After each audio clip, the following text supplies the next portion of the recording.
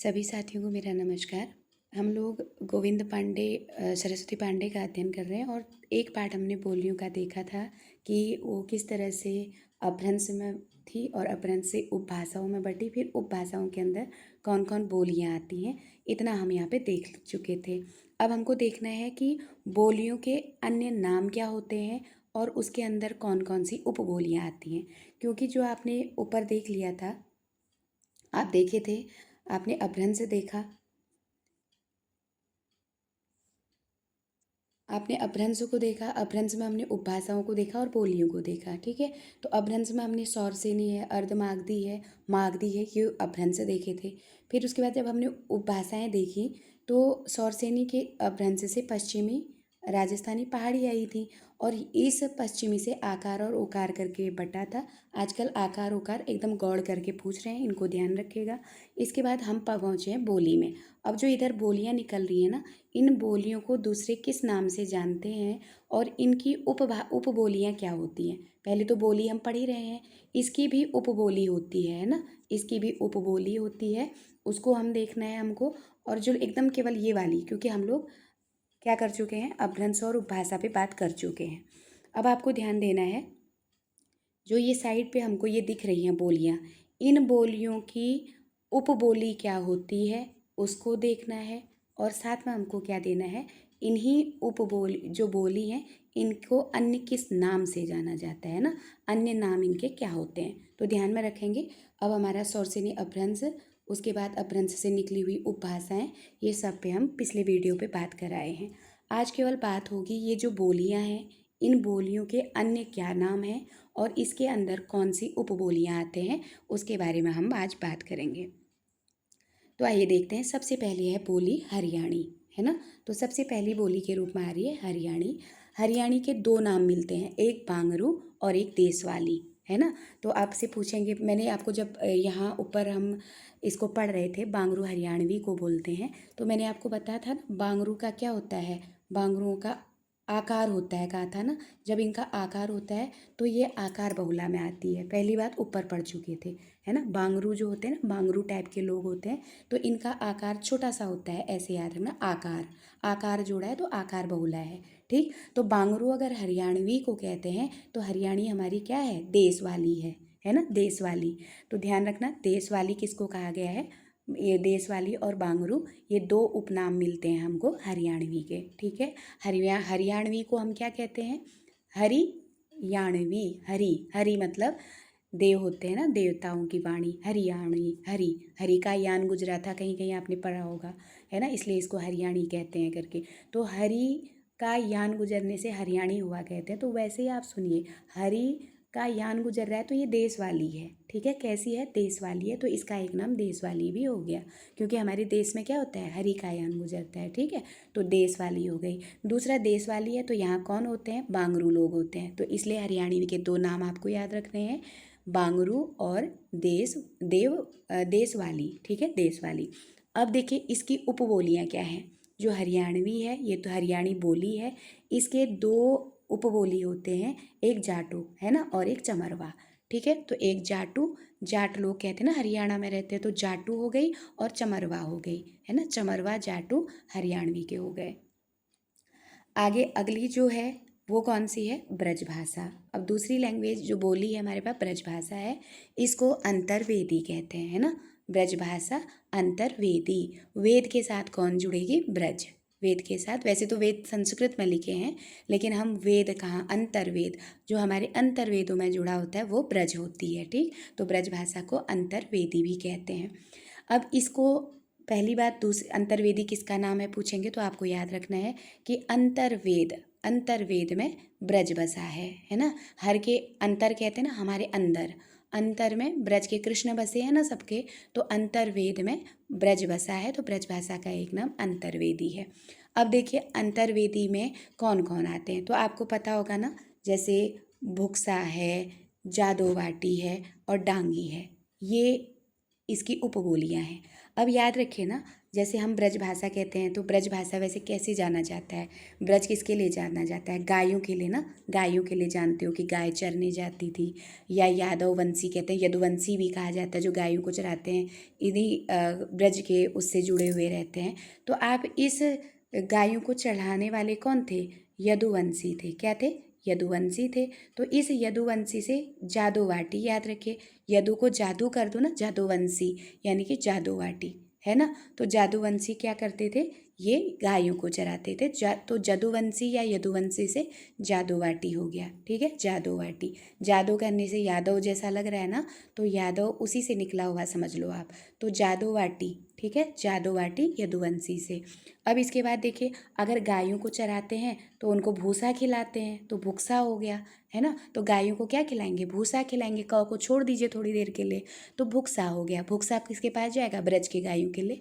तो ब्रज भाषा की एक बोली भूसा हो गई। अब ये भूसा किस में खिलाएंगे? डांगी। डांगी एक बर्तन को ले लीजिए ना, डांगी में रख के भूसा खिलाते थे गायों को। और गाय किससे जुड़ेगी? ब्रज से जुड़ेगी, है ना। ब्रज में गायों को चराते थे कृष्ण, तो कृष्ण को चढ़ाते थे, यदुवंशी लोग चढ़ाते थे, तो यदुवंशी से जादूवाटी हो गया। जादूवाटी गायों को चढ़ाते तो क्या खिलाते थे? भूसा खिलाते थे, तो भुक्सा हो गया। और भूसा किस में खिलाते थे? डांगी में रख के, जैसे हम डोंगा कहते हैं ना, वैसे ही डांगी में रख के खिलाते थे। तो डांगी भी किसकी हो जाएगी? ये ब्रज भाषा की हो जाएगी, ठीक है, 3 बोलियाँ। और अगर ब्रज भाषा को क्या कहते हैं? तो ब्रज भाषा हमारे अंतर्वेद में रहती है, ठीक है, तो इसका एक नाम अंतर्वेदी है।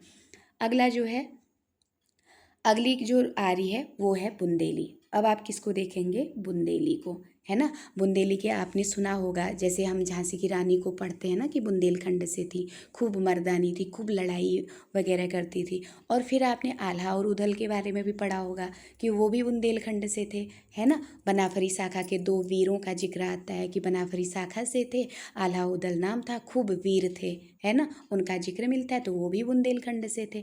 तो इसलिए बुंदेली को बुंदेलखंडी भी कहा जाता है। क्यों कहा जाता है?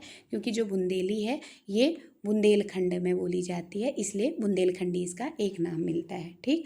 अब देखिए, इसके अंदर कौन कौन, बुंदेली के अंदर कौन कौन आते हैं? तो आपको बुंदेली कहने से झांसी की रानी है, आल्हा उदल है, इनका स्मरण होना चाहिए, है ना। तो जब इनको याद करोगे तो बुंदेली, झांसी की रानी बुंदेलखंड से थी, है ना। तो अब बुंदेली, बुंदेलखंडी, ये हो गया इनका एक अन्य नाम, बुंदेलखंडी। अब देखिए यहाँ जो उपबोली हैं क्या क्या है? पावरी, है ना, पावरी है, बनाफरी है, लोधांती है और निभट्टा है ना। तो देखिए, ये पहली बात याद कैसे करेंगे? जैसे पावरी है ना, तो पावर था इनमें, बहुत सारा इनमें पावर था। किन में? जो लड़ते थे, आल्हा उदल जैसे वीर थे, झांसी की रानी जैसी बुंदेलखंड से थी, तो इनमें क्या था? बहुत पावर था, इसीलिए ये लड़ाई करी थे ना, पावर से पावरी। तो बुंदेली में क्या आ गई? पावरी आ गई। बहुत पावर था, ताकत था इनके अंदर, खूब लड़ाई करते थे, बड़े मजबूती से लड़े थे, तो पावर से पावरी बुंदेलखंडी के साथ। अब देखिए बनाफरी, मैंने आपसे पहले भी कहा, बनाफरी शाखा के आल्हा उदल, है ना। किस शाखा के क्षत्रिय कहा जाता है इनको? बनाफरी से। तो बनाफरी शाखा के थे, बुंदेलखंड से थे, तो बनाफरी किसकी बोली हो जाएगी? आल्हा उदल की, है ना, बनाफरी शाखा। तो इसलिए बनाफरी आल्हा उदल से याद करिएगा, तो ये भी बुंदेलखंड से, बुंदेली की बोली है। इसके बाद लोधांती, है ना, लोध आंती, ऐसे कहते हैं ना, लोथ, अगर इसको थोड़ा सा मैं अलग करूँ ना, अंत तक, लोथ गिरने तक ये बुंदेल के जो वीर थे लड़ते रहते थे।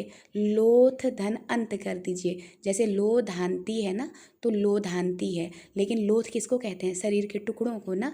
तो लोथा लोथा गिरने तक, अंत तक ये लड़ते थे, तो लोधांती, बुंदेलखंडी के लोग लड़ते ना, इतने वीर थे कि लोथ गिरने तक, लोथ गिरने तक, अंत तक लड़ते थे, तो लोधांती हो जाएगा, ठीक है। अब इसके बाद है निभट्टा, है ना, निभट्टा, ध्यान रखिएगा, निभट्टा यानी कि इतने वीर होते थे कि भट्टे में जले रहते थे। भट्टा जुड़ रहा है इनके साथ, आप बाद में कन्फ्यूज होंगे इस भाषा के साथ। निभट्टा और निबट्टा थोड़ा सा अंतर है। एक में आपको देखिए यहाँ पे बट्टा दिख रहा है ना, एक में बट्टा लगा है और एक में भट्टा लगा है, ठीक है। तो ये जो भट्टा लगा है, भट्टा, है ना, भट्टा लगा है, तो ये बुंदेली के जो वीर थे ये भट्ठे में जले रहते थे, भट्ठे में जल जल के अपने को वीर बनाए थे, इसलिए इनको धूप आग पानी का कोई असर नहीं पड़ता था। तो भट्टा किसके साथ जुड़ेगा? बुंदेली लोगों के साथ, है ना। भट्टे में जल जल के मजबूत बनाया था, इसीलिए वीरता से लड़ते थे।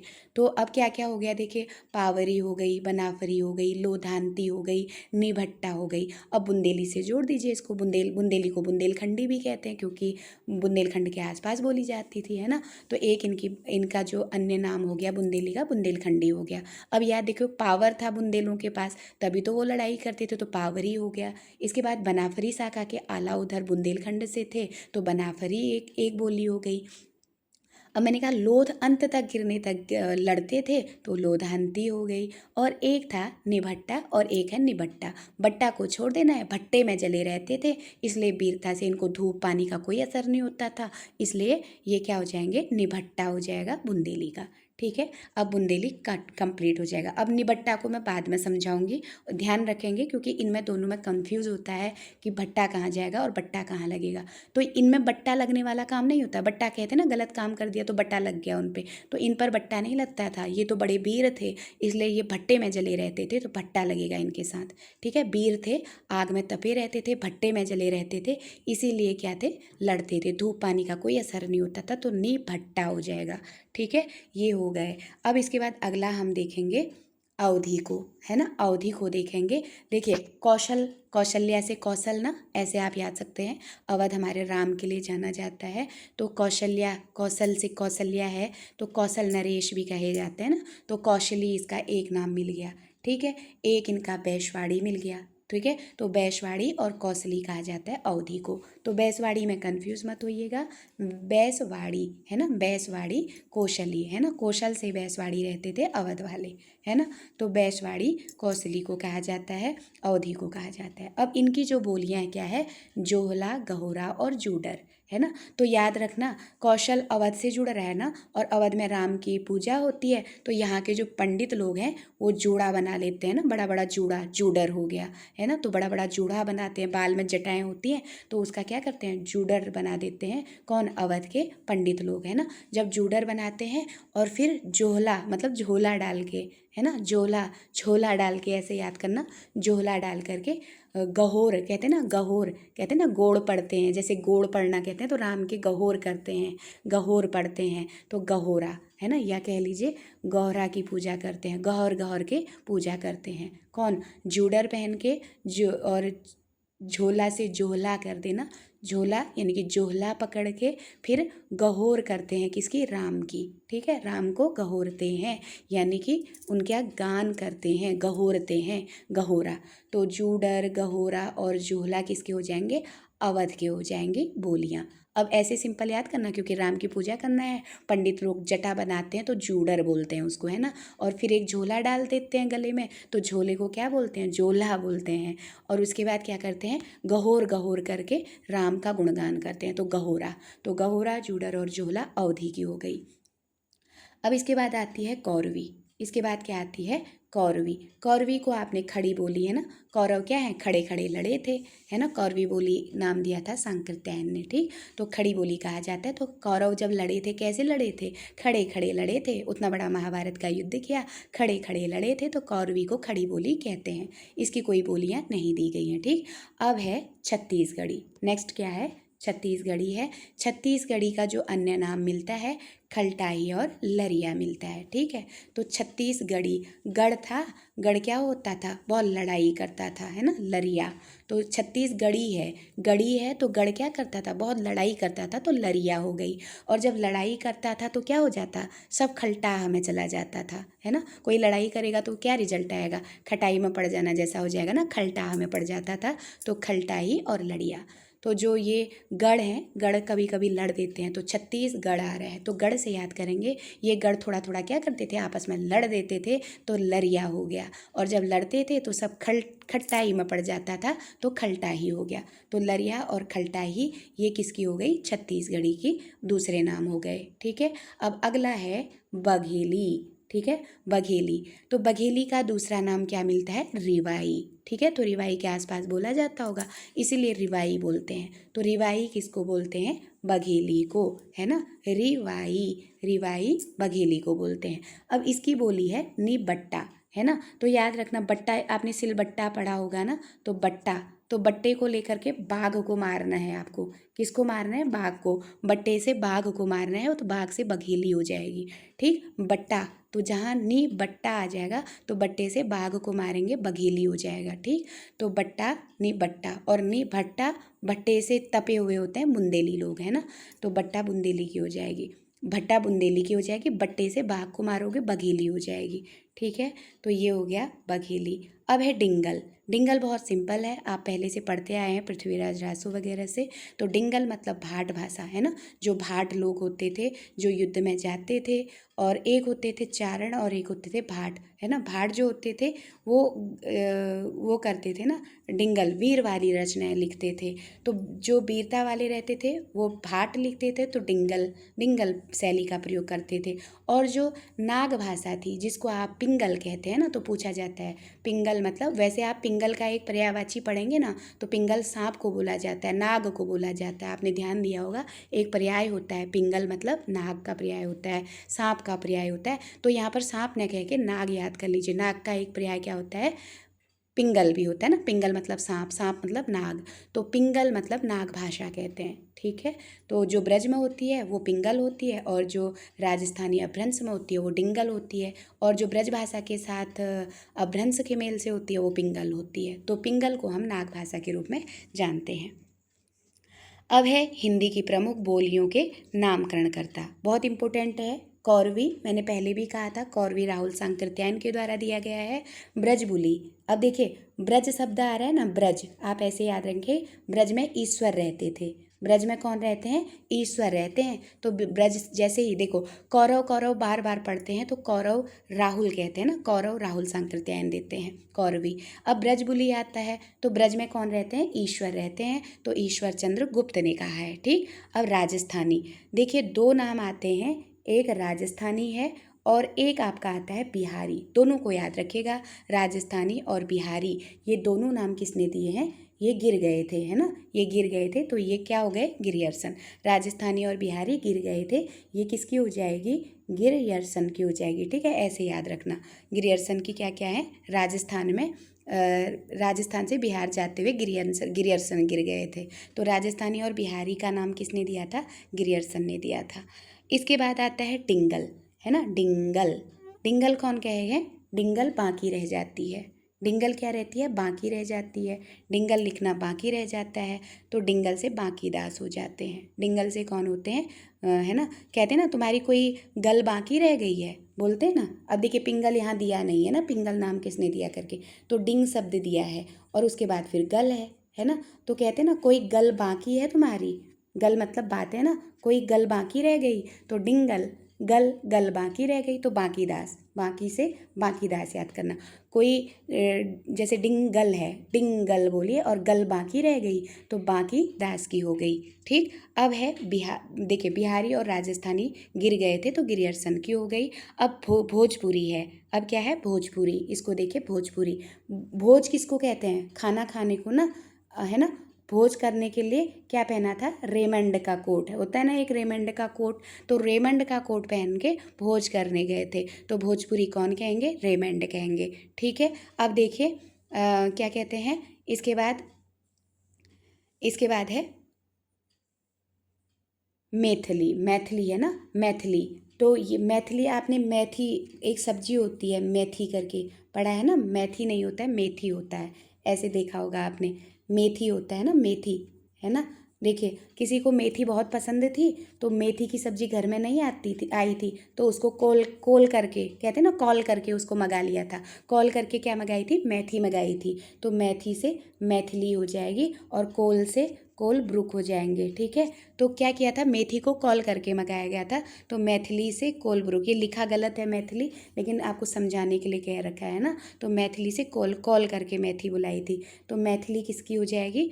मैथिली, है ना, तो मैथी, मेथी हो गई ना, मेथी को कैसे मंगाया था, कॉल करके मंगाया था, है ना, कॉल करके, क्योंकि मेथी की सब्ज़ी बहुत अच्छी लगती थी तो कॉल करके मंगाया था। तो मैथी से मैथिली हो गई और कॉल से कॉल ब्रुक हो गए। तो अब सिंपल सा हो गया, एक बार याद कर लीजिए, ढाँप के याद कर लेना। कौरवी, कौरवी सोच सोच के याद करिए जो ट्रिक बताई थी। तो कौरवी, है ना। तो मैं एक एक मिनट अगर आपको याद करवाऊँ तो ध्यान से देखिए कैसे आप याद करेंगे, है ना। तो थोड़ा सा समझने का प्रयास करिएगा। तो देखिए, कौरवी, कौरवी मतलब राहुल सांकृत्यायन। ब्रजबुली, ब्रज में ईश्वर आए थे, है ना। कौरवी मतलब राहुल, कौरव, कौरव में कौन थे, राहुल थे। और ब्रजबुली, ब्रज में कौन आए थे, ईश्वर आए थे, ईश्वर दास की। राजस्थान क्या थे, गिर गए थे राजस्थान में जाके, तो ग्रियर्सन की हो गई, है ना। डिंगल, गल क्या थी, बाकी रह गई थी, गल क्या हुई थी, बाकी रह गई थी, बाकी दास। बिहारी में, बिहारी में क्या गए थे, बिहार गए तो वहाँ भी गिर गए थे, तो गिरियर्सन की हो गई, है ना। अब भोज करना था तो रेमंड पहन के गए थे, रेमंड का कोट पहन के गए थे, है ना। अब मेथी की सब्जी खत्म हुई थी तो क्या किया था, कॉल करके मंगाया था, कोलब्रुक की हो गई, है ना। कितना सिंपल है, देखिए काट लिया तो काट के आपने भी ट्रिक से थोड़ा सा पढ़ा तो एक दो बार पढ़ के ये समझ में आ जाएगा, एक दो बार सुन लीजिए या पढ़ लीजिए। तो कौरवी, कौरव की सेना में राहुल भी थे, राहुल संकृत्यायन। ब्रजबुली, ब्रज में ईश्वर रहते हैं, ईश्वर दास की हो गई, ईश्वर चंद्र की हो गई, ईश्वर चंद्र गुप्त। इसके बाद राजस्थानी, राजस्थान में गिर गए थे, गिरियर्सन की हो गई। डिंगल, गल बाकी रह गई थी, बाकी दास की हो गई। बिहारी, बिहार में गिरा के गिर गए थे तो गिरियर्सन की हो गई। भोजपुरी, भोज करने गए थे तो रेमंड का कोट पहना था, रेमंड की हो गई।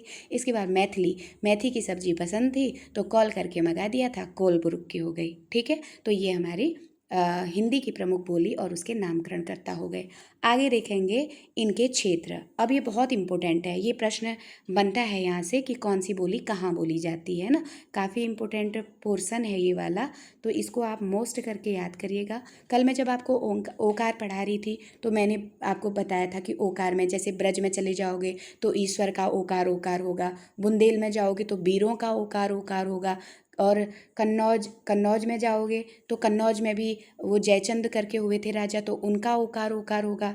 मारवाड़ में आप जाएंगे तो राजस्थानी के लोग हो गए, कुमाऊनी लोग हो गए, गढ़वाली लोग हो गए, और मालवा, दो दो मारवाड़ी और मालवी राजस्थान से, कुमाऊँ और गढ़वाली उत्तराखंड जो है, कुमाऊँ और गढ़वाल क्षेत्र ये देवों का है तो ये भी ओकार ओकार करते हैं ना। और मारवाड़ी जो है, आपने मीराबाई को पढ़ा ही होगा ना, मारवाड़ी में उनकी भी भाषा मिलती है तो वो भी कृष्ण का ओकार ओकार करती रहती थी, है ना। मारवाड़ी के साथ मालवी को याद करना, और मालवी ये जो कवि होते थे ना, ये माल पाने के लिए क्या करते थे, बहुत ओकार ओकार करते थे, ठीक है। ओकार की हो गई। तो पहले तो ओकार बहुला में आपको याद रखना है, ब्रज ओकार बहुला है, बुंदेली ओकार बहुला है, कन्नौजी ओकार बहुला है, मारवाड़ी और मालवी साथ में याद करिएगा। मारवाड़ी मालवी दो राजस्थानी से हैं ये, तो मारवाड़ी और मालवी, ठीक है। माल के लिए भी ओकार ओकार करते ना, खाली जय जयकार करने रखते हैं राजा लोगों की, तो माल के लिए मालवी हो गई। और मारवाड़ी में आपने देखा होगा मीरा कहती है तो मारवाड़ी हो गई। तो ये दोनों क्या हो गए, ओकार ओकार वाली हो गए। और कुमाऊँ और गढ़वाल जो है यहाँ देवभूमि है तो यहाँ भी ओकार ओकार होता है, तो ओकार ओकार वाली हो गई, ओकार बहुला, ठीक है। अब आकार बहुला में मैंने आपको बताया था, एक तो कौरवी हो गई, कौरव, जैसे कौरवों की सेना गई थी ना तो एक बड़ी सी टुकड़ी थी, ये सेना के लोग हैं उसके अंदर, है ना, तो आकार ले लिया सेना ने, तो कौरवी क्या हो गई, आकार बहुला हो गई। इसके बाद देखिए इसमें एक दक्किनी आती है, ठीक है, दक्किनी, तो कौरवी के का मूल जो है वो दक्किन में ही हुआ था कहते हैं, तो दक्किनी भी कौरव के अंदर आएगी तो ये भी आकार ले लेगी, है ना। अब या ऐसे याद कर लो, या दक्किनी का आप ऐसे नक्शा बना लो, ये वाला पार्ट जो नीचे का है ये दक्किनी है, इसका आकार ऐसा होता है ना दक्किन का, भारत के मैप में अगर दक्किन को देखोगे तो ऐसा आकार होता है, तो आकार हो गई, ठीक। अब ये आकार में है लेकिन दो उदासीन में भी आ जाती हैं। आपने दक्किन और दक्किनी को और खड़ी बोली को आकार दे दिया, कौरवों को ना, कौरवों का आकार था सेना का, और दक्किन का आपने ऐसे मैप बना के आपने याद कर लिया कि दक्किन में हमने आकार बनाया था नीचे का, है ना, तो दक्किनी केवल आकार आकार आ गया। और यहाँ पे हमने एक टुकड़ी बनाई, इसमें सेना खड़ी कर दी तो यहाँ पे कौरवों की सेना थी, याद कर लो, तो कौरवी और दक्किनी केवल आकार बहुला है, ठीक है।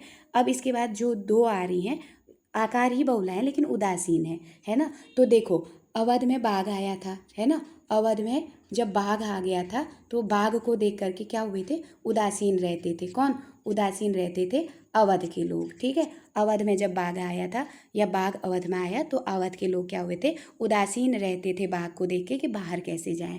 तो अवध से अवधि और बाघ से बघेली, तो अवधि और बाघ को देख के उदासीन रहते थे, तो उदासीन आकार बहुला हो जाएगी, ठीक है। उदासीन आकार में कौन कौन आएगी, अवधि और बघेली आ जाएगी, ठीक है। ये आपको आकार में ही याद करना है कि कौरवों का आकार था वो खाली आकार बहुला हो गई, दक्षिण का मैप बनाते हो उसमें आकार था तो आकार बहुला हो गई, लेकिन उदासीन आकार कौन होगी, अवध में बाघ आया तो वो उदासीन आकार हो गई, है ना। अवध में बाघ आया तो वो उदासीन आकार हो गई, तो उदासीन आकार बहुला में बघेली और अवधि आ जाएंगी, ठीक है। अब इसके बाद आपका केवल यहाँ पे इकार आ रहा है, इसको भी साथ में पढ़ लीजिए। इकार में भोजपुरी आ जाती है ना, भोजपुरी। वैसे भी याद रखो, जैसे आप भोजपुरी कह रहे हो ना, भोजपुरी, पुरी में देखिए यहाँ ई आ रहा है लास्ट में, तो ये ई से इकार पकड़ लीजिएगा, है ना, ये इकार बहुला हो गई, ठीक। अब ये हमने सारे कर लिए कि कौन कहाँ आ रहा है। अब देखिए इसके अंदर कौन कौन सी वो आ रही है, कौन कहाँ बोली जाती है। अब यहाँ मथुरा देखिए, मथुरा, मथुरा आगरा, है ना, मथुरा आगरा। पहले तो बरेली बदायूं, दो याद कर लीजिए, बरेली और बदायूं। बरेली बदायूं में क्या बोली जाती है, बरेली और बदायूं ब्रज बोली जाती है ना, दोनों ब से हैं तो दोनों में ब्रज याद कर लो। जैसे ब्रज कहाँ बोली जाती है, बरेली, ब से बरेली और ब से बदायूं, है ना, ब से बरेली और ब से बदायूं में ब्रज बोली जाती है। और मथुरा आगरा तो आपको याद ही है, ये कृष्ण की नगरी के लिए जाने जाएंगे, मथुरा के पास में आगरा, तो मथुरा आगरा ये भी ब्रज के हो गए। तो सरल है ना, चार नाम तो हमको रटे रटाए याद होते हैं, क्योंकि जो ये बरेली और बदायूं है, बरेली और बदायूं, तो ये याद करो कि ब से आया है, बरेली बदायूं, तो ब्रज बोली जाती है, ठीक है। अब मथुरा तो कृष्ण की नगरी है तो मथुरा ब्रज बोली ही जाएगी, तो मथुरा में आगरा आती है साथ में, तो आगरा, मथुरा और आगरा में क्या करते हैं, ब्रज बोलते हैं, ठीक है। अब बचा अलीगढ़ और एटा, है ना। अब एक अलीगढ़ बचा, अलीगढ़, और एक एटा बचा, है ना, एटा, यानी कि एक अ से और एक ए से, अ ए क्या करेंगे, अ ए अलीगढ़ और एटा ब्रज बोलेंगे, है ना, अलीगढ़ और एटा ब्रज बोलेंगे। अब कितना सरल हो गया, 6 लैंग्वेज इसके अंदर यहाँ पे ऊपर दिया हुआ है, मथुरा आगरा, बरेली बदायूं, एटा अलीगढ़, तो 3 ग्रुप मैंने बना दिए हैं, 6 लैंग्वेज आपकी आ गई हैं। क्या क्या, तो बरेली के साथ बदायूं याद कर लिया, बरेली बदायूं ब से ब्रज बोली जाती है। आगरा, ये जो मथुरा है कृष्ण की नगरी है तो कृष्ण के वहाँ ब्रज बोली जाती है, तो ब्रज क्या हो गया, अगर ये मथुरा आ रहा है तो मथुरा से लगा आगरा ले लेंगे, मथुरा आगरा में भी ब्रज बोली जाती है। अब अ ए कर देते हैं ना, अ से अलीगढ़ और ए से एटा, तो अलीगढ़ एटा में भी क्या बोलते हैं, ब्रज बोलते हैं, ठीक है, अलीगढ़ एटा वाले ब्रज बोलते हैं। अब है मैनपुरी, गुड़गांवा, भरतपुर और करौली, है ना। अब ऐसे देखिए, मैन क्या करते हैं, मैन, मैन है ना, मैन, मैन गुड़ खाते हैं ना, गुड़, तो क्या बोलेंगे, मीठा मीठा ब्रज बोलेंगे, क्या बोलेंगे, जब मैन गुड़ खा लेंगे तो मीठा मीठा ब्रज बोलेंगे, ब्रज मीठी होती है ना, तो मैन गुड़ खा के ब्रज बोलते हैं, तो मैन से मैनपुरी और गुड़ से गुड़गांवा, तो मैन गुड़ खा के ब्रज बोलते हैं, ध्यान रखना, मैन गुड़ खा के ब्रज बोलते हैं, मैन से मैनपुरी और गुड़ से गुड़गांवा, यहाँ भी क्या बोली जाती है, ब्रज बोली जाती है, ठीक है। अब है भरतपुर और करौली, है ना। अब क्या है, भरतपुर, है ना, भरत जैसे लक्ष्मण के भैया थे ना, ये क्या करते थे, भरत क्या करते थे, करौली जाते थे और ब्रज बोलते थे, है ना, करौली में ब्रज बोलते थे। भरत ब्रज, भरत कहाँ जाके ब्रज बोलते थे, करौली में जाके। वैसे तो अवधि बोलते थे, जब तक भरत अयोध्या में रहते थे अवधि बोलते थे, लेकिन जैसे ही भरत करौली जाते थे तो ब्रज बोलते थे, ध्यान रखिएगा, छोटे छोटे उसमें मैंने ट्रिक बना दी है, ठीक। एक बार बरेली को और देख देते हैं। तो हमने पढ़ा था, सबसे पहले ब्रज है, ब्रज में 2 ब से लिख लेंगे, बदायूं और बरेली, तो एक जोड़ा कंप्लीट हो गया। दूसरा जोड़ा हमने बनाया था कि ब्रज, मथुरा में ब्रज के लोग मथुरा में रहते हैं, कृष्ण का प्यारा है मथुरा, तो मथुरा ब्रज से, ब्रज मतलब कृष्ण मथुरा से जुड़े हैं ना, तो ब्रज हो गई वहाँ पे। तो मथुरा के साथ आगरा जुड़ा है, तो मथुरा आगरा का एक ग्रुप बना दिया, तो दूसरा ग्रुप हमारे मथुरा आगरा वाला हुआ, तो वहाँ पे ब्रज बोला गया। फिर हमने अए किया, अए हमने किया, अए ब्रज बोल, है ना, अए ब्रज बोल, तो अ से अलीगढ़ और ए से एटा, तो अलीगढ़ एटा वाले ब्रज बोलते हैं, अए ब्रज बोलो। हमने जोर दे के कहा अये सुनो ब्रज बोलो, है ना। अये, अ से अलीगढ़, ए से एटा, तो इनको ब्रज बुलवाई हमने। ठीक, फिर इसके बाद आता है मैन गुड़ खा के ब्रज बोलते हैं, तो मैन गुड़ खा के ब्रज बोलते हैं, एक जोड़ा ये हो गया। तो मैन से मैनपुरी और गुड़ से गुड़गावा, तो गुड़ खा के क्या बोलते हैं, ब्रज बोलने लगते हैं, तो ब्रज भाषा हो गया। फिर इसके बाद मैंने क्या बोला कि भरत जब तक अयोध्या में है अवधि बोलते हैं, लेकिन भरत जैसे ही करौली चले जाते हैं तो वहाँ पे ब्रज बोलते हैं। तो भरत कहाँ जाके ब्रज बोलते हैं, करौली जाके, तो भरत से भरतपुर और करौली, वहाँ पे ब्रज बोली जाती है। ठीक है, ब्रज भाषा कंप्लीट हुई। अगली जो है बुंदेली। बुंदेली के लिए आपको याद रखना है पहले झांसी, ठीक है, इसमें क्या क्या आ रहे हैं।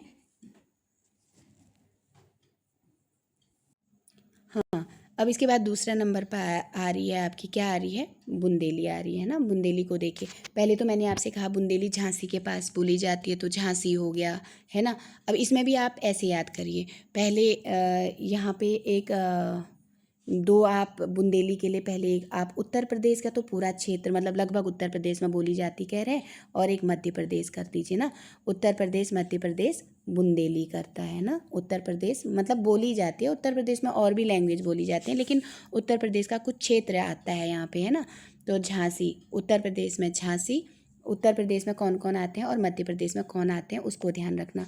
उत्तर प्रदेश में आपको झांसी मिल जाएगा, है ना, जैसे झांसी में बोली जाती है।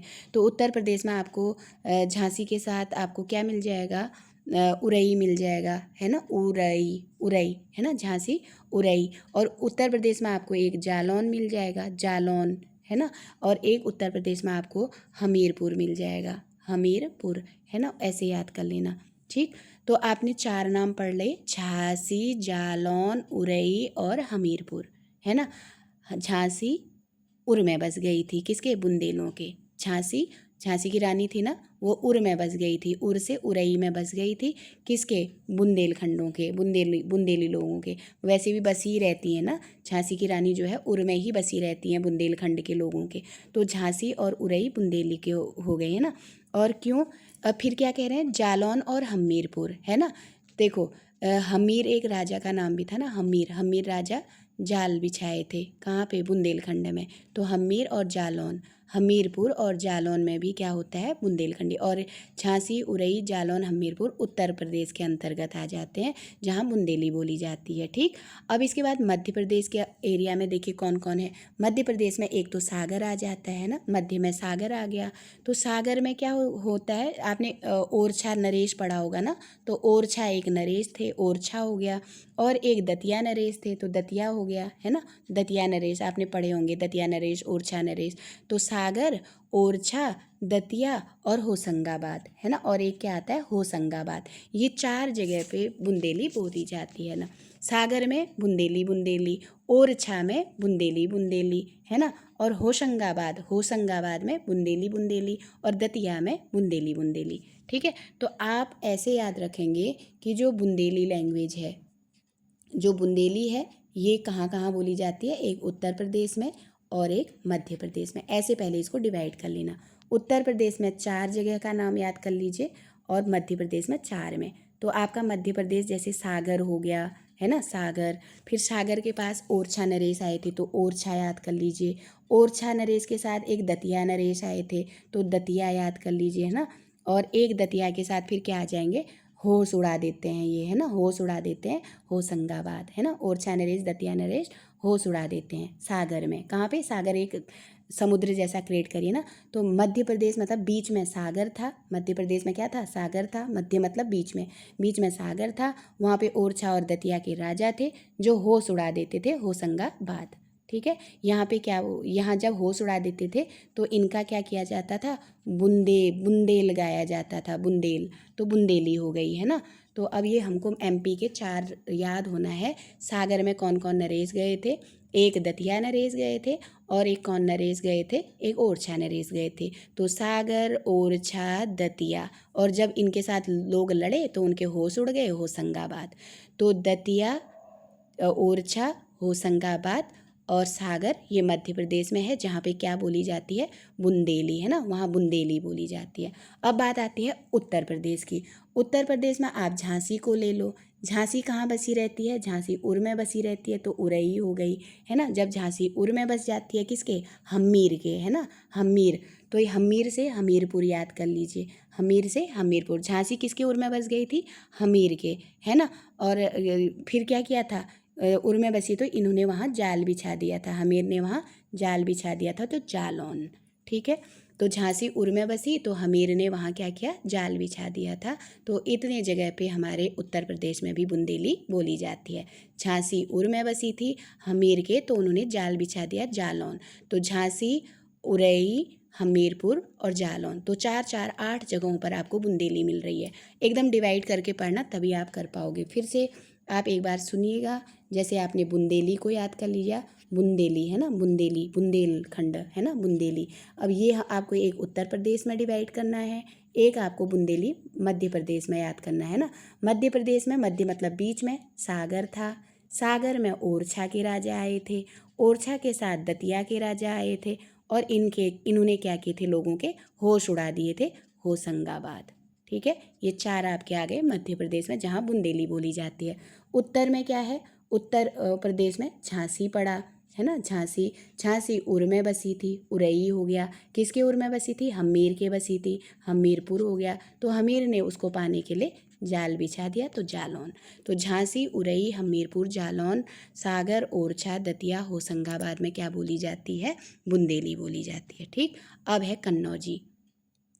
कन्नौजी देखिए, और एक बात ध्यान रखिएगा, एटा और इटावा बहुत कन्फ्यूजन करता है ना। तो इटावा में कन्नौजी बोली जाएगी, जबकि एटा में क्या बोली जाएगी, एटा में ब्रज बोली जाएगी, है ना। मैंने एटा, अये करके याद कर रखना, अये, अये मतलब एटा, तो अये मतलब अलीगढ़, और एटा, अलीगढ़ और एटा में ब्रज। ब्रज भी 2 छोटा सा नाम है, ब्रज 2 का, और एटा भी 2 का है, जहाँ छोटा होगा वहाँ छोटा नाम आएगा, ब्रज, है ना, एटा में ब्रज आएगा। अब इटावा है, ठीक। अब इसको याद करते हैं, देखिए पहले कन्नौजी, कन्नौजी में कौन कौन आएगा, जैसे कन्नौजी आ रहा है ना, कन्नौज, कन्नौज में कन्नौजी हो गया। तो कन्नौजी में देखिए पहले इटावा आएगा, है ना, इटावा, इटावा, यहाँ कन्नौजी बोली जाती है। इसके बाद इटावा के बाद क्या आता है, जैसे हम हल्दी कहते हैं ना, हल्दी, हल्दी, हल्दी कानों में लगी है, हल्दी, तो ये हरदोई हो गया, है ना, हल्दी, हल्दी कानों पे लगाई थी, तो हल्दी से हरदोई हो गया। और हल्दी कैसी होती है, पीली होती है, जो कानों में लगी थी, पीलीभीत हो गया, ठीक है, पीलीभीत। हल्दी कहाँ लगी थी, कानों में, हल्दी कहाँ लगी थी, कानों में, हल्दी से हरदोई। और हल्दी कैसी होती है, पीली होती है, पीली से, पीली कौन होती है, हल्दी, कहाँ लगाई थी, कानों में, ठीक है, पीली हल्दी कानों में लगाई थी, है ना। और फिर इसके बाद कहाँ है, इसके बाद है आपके पास कानपुर आ रहा है ना, कानपुर, कानपुर, कन्नौजी। तो ये 3 को एक साथ याद करेगा, हरदोई से हल्दी, पीली होती है, पीली, और कानपुर, कानपुर मतलब कान पे लगाई थी, है ना, तो कानपुर लगाई थी कन्नौजी, है ना, कानपुर से कन्नौजी। हल्दी पीली होती है, कानपुर में लगी थी कान पर, कन्नौजी, कान से कन्नौजी, ठीक। हरदोई पीली होती है, कानपुर पे लगाई थी कान पर, कानपुर पे कान पर लगाई थी, है ना। तो हरदोई पीलीभूत, और कानपुर में कान पे लगाई थी। हल्दी पीली, कानपुर पे कान पे लगाई थी। तो हल्दी से हरदोई, पीली से पीली होती है, पीलीभीत, कानपुर में, कानपुर शहर का नाम हो गया, कानपुर में, और कहाँ पे लगाई थी, कानों में लगाई थी, कन्नौजी हो गया। इसके बाद आपके पास बच जाता है, एक इटावा बचता है, एक इटावा, और एक क्या बचता है, फर्रुखाबाद, है ना, फर्रुखाबाद, और एक बचता है शाहजहाँपुर, है ना, शाहजहाँपुर। तो याद रखना, इटावा, फर्रुखाबाद और शाहजहाँपुर, ये 3 को अलग से याद कर लीजिए। यहाँ पर भी क्या बोली जाती है, यहाँ पर भी कन्नौजी बोली जाती है ना। अब देखिए हल्दी, हरदोई, हरदोई कैसी होती है, हल्दी पीली होती है, पीलीभीत कहाँ पे लगाई, कहाँ पे किस शहर में लगाई थी, कानपुर में, कहाँ पर लगाई थी, कन्नौज, कानू में, है ना, कन्नौजी हो गई, ठीक। अब इसके बाद और फिर क्या कहते हैं, कन्नौजी, फिर इटावा, फर्रुखाबाद और शाहजहाँपुर, ये अलग से याद करना है। इटावा, फर्रुखाबाद और शाहजहाँपुर कन्नौज जाते हैं ना। इटावा, फर्रुखाबाद, शाहजहाँपुर कन्नौज में मिल गए थे। तो इटावा, फर्रुखाबाद और शाहजहाँपुर कहाँ मिल गए थे? कन्नौज में मिल गए थे। ऐसे याद करना कन्नौजी। इटावा हो गया, फर्रुखाबाद हो गया और शाहजहाँपुर हो गया। ये तीनों को किसने मिला दिया था? कन्नौज ने अपने में मिला दिया था, कन्नौजी हो गया। ठीक है। और हल्दी पीली होती है, कानपुर में जाके कन्नौज में कान में लग गई, कानों कन्नौजी हो गया। ठीक। अब इसके बाद अगली है मारवाड़ी। मारवाड़ी में देखिए सारे बड़े बड़े नाम आपको मिलेंगे। जैसे आपको राजस्थान वाले नाम पढ़ते ही समझ में आ जाते हैं ना कि वहाँ पे क्या क्या आता है करके। तो इस बात का ध्यान रखिएगा। जैसे ही आप मारवाड़ी को पढ़ेंगे, मारवाड़ी ये कहते ही हमारे दिमाग में राजस्थानी याद आ जाता है ना। अब यहाँ पे आप याद रखेंगे कि जैसे 1 2 3 4 लेटर के नाम हैं, तो 4 ही के यहाँ पे नाम भी आएंगे। मेरा अजमेर, है ना। इसके बाद देखिए कि स न ग ड़, 5 का आ गया किशनगढ़, बड़ा बड़ा नाम है ना। और इसके बाद देखो जो ध पू र, जोधपुर, है ना। इसके बाद देखिए फिर क्या हो गया? जैसलमेर, है ना। तो 5 का जैसलमेर और किशनगढ़, जैसलमेर किशनगढ़ 5 वर्ण के हो गए। अजमेर और जोधपुर 4 वर्ण के हो गए। और मारवाड़ी खुद 4 वर्ण की है। और ये नाम आपके ना, जो जैसे आप जैसलमेर, अजमेर, किशनगढ़, जोधपुर कह रहे हो, तो थोड़ा सा राजस्थान का जैसा ये टच लेके आते हैं ना। जैसलमेर, अजमेर, किशनगढ़, जोधपुर, और बड़े बड़े नाम हैं। जैसे मारवाड़ी बड़ा बड़ा है, वैसे ही ये भी बड़े बड़े नाम हैं। तो किशनगढ़, जैसलमेर, अजमेर, जोधपुर मारवाड़ी के हो जाएंगे। ठीक है। तो ये हमको याद हो जाएंगे क्योंकि जोधपुर है, अजमेर है, जैसलमेर है, राजस्थान की तरफ हमको दिमाग में आ जाता है। बस किशनगढ़ याद रखना, ये भी कहाँ जाएगा? मारवाड़ी में। ठीक। और बड़े बड़े नाम है, ऐसे ध्यान रखना। कुमाऊनी बहुत ईजी है। जो कुमाऊनी है, कुमाऊनों की जो लैंग्वेज है, जैसे आपने कुमाऊँ में नैनीताल सुना होगा, ये तो सुना ही होगा। बहुत बड़ी ताल होती है, 9 तालें होती हैं, इसलिए नैनीताल नाम पड़ा है। कुमाऊँ से जुड़ जाएगा। नैनीताल से थोड़ा आगे जाएंगे तो वहाँ पे अल्मोड़ा आता है ना। तो अल्मोड़ा आता है। अल्मोड़ा से भी थोड़ा और जाएंगे तो फिर पिथौरागढ़ आपके पास डिस्ट्रिक्ट आती है। ये सारी डिस्ट्रिक्ट हैं पिथौरागढ़, ये कुमाऊनी के अंदर आते हैं। नैनीताल, अल्मोड़ा, पिथौरागढ़, ये कुमाऊनी लैंग्वेज बोली जाती है। कहाँ पे? नैनीताल में, अल्मोड़ा में, पिथौरागढ़ में। ठीक है। 3 जगह नैनीताल, क्योंकि यहाँ कुमाऊँ और गढ़वाल 2 डिस्ट्रिक्ट आते हैं, तो इनकी तरफ गढ़वाली वाली एरिया अलग है और कुमाऊनी वाला अलग है। तो ये कुमाऊनी जो है, कुमाऊनी में नी आ रहा है तो नी से नैनीताल जुड़ेगा। ठीक है। और अल्मोड़ा, अल्मोड़ा कुमाऊनी, तो और जहाँ ऊ आ रहा है तो उसे अल्मोड़ा याद कर लीजिए, है ना। और कुमाऊनी, पिथौरागढ़ आप ऐसे ही याद कर लीजिए। ठीक। कुमाऊनी में नी से नैनीताल याद कर लीजिएगा, कुमाऊनी में ऊ से अल्मोड़ा याद कर लीजिएगा, और पिथौरागढ़ आपको ऐसे ही याद करना पड़ेगा। ये 3 कुमाऊनी में आ गए। ठीक। अब बचता है गढ़वाली, जो गढ़वाल क्षेत्र में बोली जाती है। 2 मंडल हमारे उत्तराखंड में आते हैं, एक कुमाऊँ मंडल, एक गढ़वाल मंडल।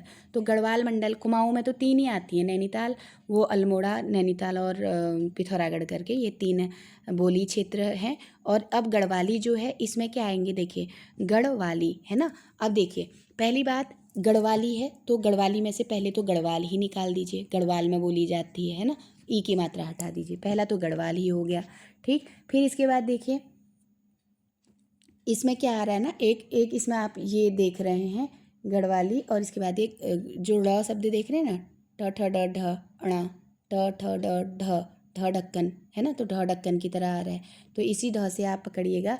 एक यहाँ पे आता है ट ठ ड ढ, ट ठ ड ढ में ट में आता है ना, ट ठ ड ढ, तो ट में आएगा तो टिहरी, है ना। गढ़वाली में टिहरी, है ना, टिहरी आ गया। और एक क्या होगा गढ़वाली में? एक चमोली आ जाएगा, चमोली, है ना, चमोली। और एक क्या आ जाएगा? उत्तरकाशी, है ना, उत्तरकाशी। तो ये याद रखिएगा, ये आपके गढ़वाल मंडल के 4 हो गए। तो कुमाऊँ वाला याद कर लीजिए। कुमाऊँ बहुत सरल है, क्योंकि नैनीताल सब लोग घूमने जाते हैं तो वो कुमाऊँ में पड़ता है। आगे उसके थोड़ा और आगे चले जाएंगे धारचूला साइड को, तो आपको बीच में अल्मोड़ा मिलेगा, तो अल्मोड़ा आपका कुमाऊँ में पड़ेगा। फिर उससे और आगे जाएंगे तो फिर एक पिथौरागढ़ के लिए कटती है, एक धारचूला के लिए कटती है, तो पिथौरागढ़ आपका कुमाऊं में आ जाएगा। लेकिन गढ़वाल के लिए आपको याद करना, गढ़वाल गढ़ था तो टिहरी का गढ़ था, है ना। गढ़वाल किसका था? टिहरी का गढ़ था वो, है ना। और यहाँ क्या करते थे, यहाँ चमोली लोग आते थे, टिहरी गढ़वाल में चमोली लोग आते थे। और जब चमोली लोग आते थे उनसे उत्तर पूछा जाता था, उत्तर ये काशी में देते थे, है ना। तो गढ़वाली, टिहरी, चमोली, उत्तरकाशी गढ़वाल में आ जाएंगे। ठीक, अब आता है मालवी। मालवी ये भी आपके राजस्थानी के अंदर एक पार्ट है मालवी। मालवी का याद करेगा क्योंकि मालवी बहुत खास हो जाती है।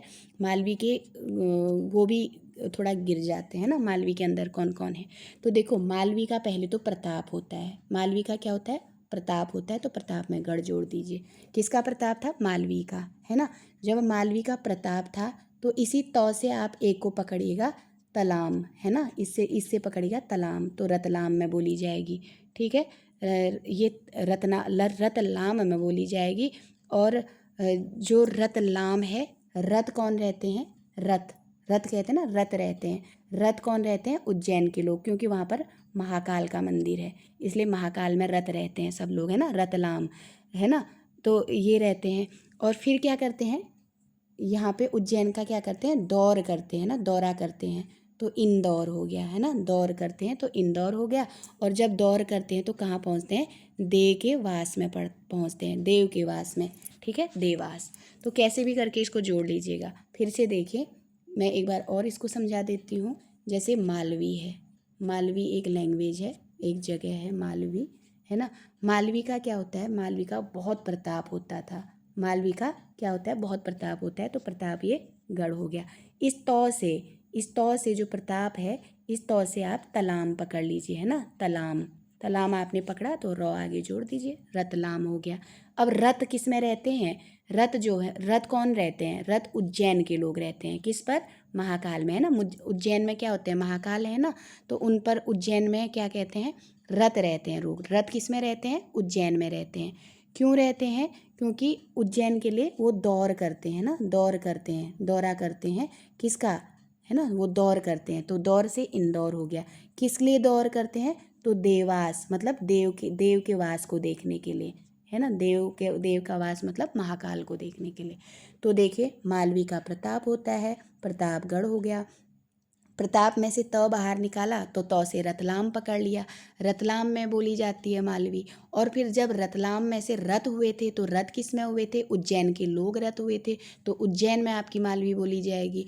तो जब उज्जैन के लोग रत हो रहे थे तो उज्जैन का क्या कर रहे थे? दौर कर रहे थे। दौर कर रहे थे तो इंदौर हो गई, है ना। इंदौर में आपकी मालवी बोली जाती है। जब दौरा कर रहे थे तो कहाँ पहुँच रहे थे? देव के वास में पहुँच रहे थे, तो देवास हो गई।